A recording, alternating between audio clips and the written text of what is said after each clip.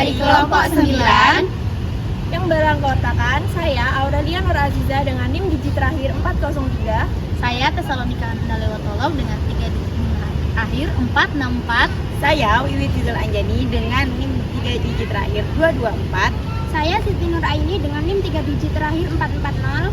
Saya Rizky Alfatul Jannat dengan 3 digit terakhir 438. Kami dari kelompok 9 akan menyampaikan studi kasus tentang kesetaraan gender, seks, dan implementasinya yang ada di Indonesia. Stay tune dan happy watching.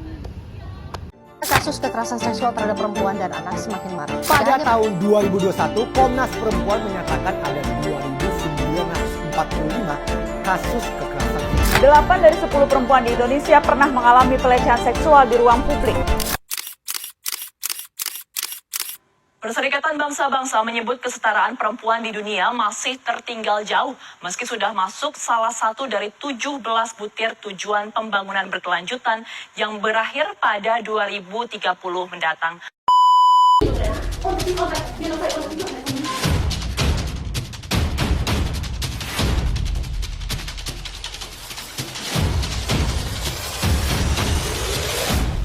Ketika kita mendengar istilah kekerasan seksual, seringkali kita membayangkan kasus-kasus besar yang muncul di berita.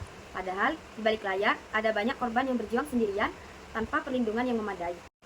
Kasus kekerasan seksual di Indonesia masih terus meningkat setiap tahun. 2024 terlihat jelas bahwa tantangan terbesar bukan hanya pada angka kasusnya, tetapi pada bagaimana undang-undang ini diterapkan di lapangan.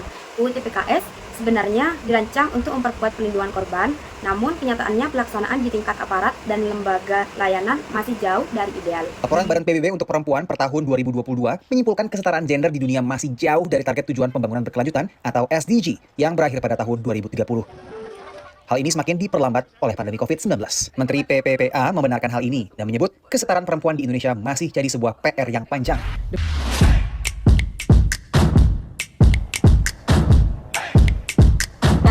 Aturan turun. Salah satu problem utama yang disorot penelitian adalah aturan turunan UU TPKS yang belum lengkap. Tanpa aturan pelaksana yang jelas, banyak instansi bingung soal prosedur penanganan, terutama dalam memberikan layanan terpadu kepada korban.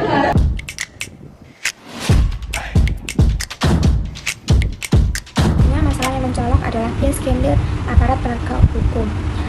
Jadi banyak korban yang berdatangan tujuannya untuk melaporkan tindakan kekerasan atau seksual yang dialaminya untuk meminta bantuan, tetapi korban malah dituduh atau diinterogasi pertanyaan yang menuduk. Contohnya dengan pakaian digunakan, tempat kejadian, berkontribusi ikut dalam tindakan kekerasan tersebut.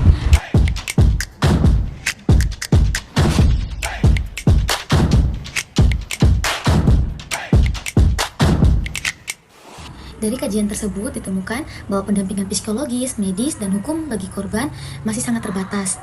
Di beberapa daerah tertentu, layanan yang seharusnya menjadi prioritas utama bagi negara untuk disediakan belum berjalan secara maksimal. Dari beberapa korban di mana mereka harus mencari perlindungan sendiri, melakukan pemeriksaan secara mandiri. Dari situasi tersebut memperlihatkan bahwa perlindungan korban belum menjadi prioritas utama di tingkat daerah.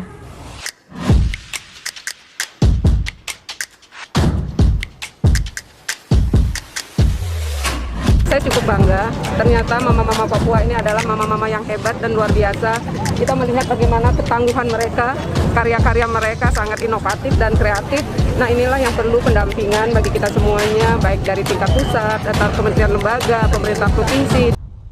Kesimpulan dan implikasi dari studi kasus ini, kita bisa melihat bahwa hambatan dalam penanganan kekerasan seksual bukan hanya sekedar faktor individu, tetapi juga disebabkan oleh ketimpangan struktural dan budaya patriarki. UU TPKS memang merupakan langkah maju, namun tanpa perubahan sikap aparat, tanpa aturan pelaksana yang jelas, perlindungan korban tidak akan maksimal. Studi ini menegaskan bahwa keadilan gender membutuhkan perubahan sistem sekaligus perubahan cara pandang masyarakat terhadap korban kekerasan seksual. Bukan hanya tugas pemerintah, tetapi tanggung jawab kita bersama.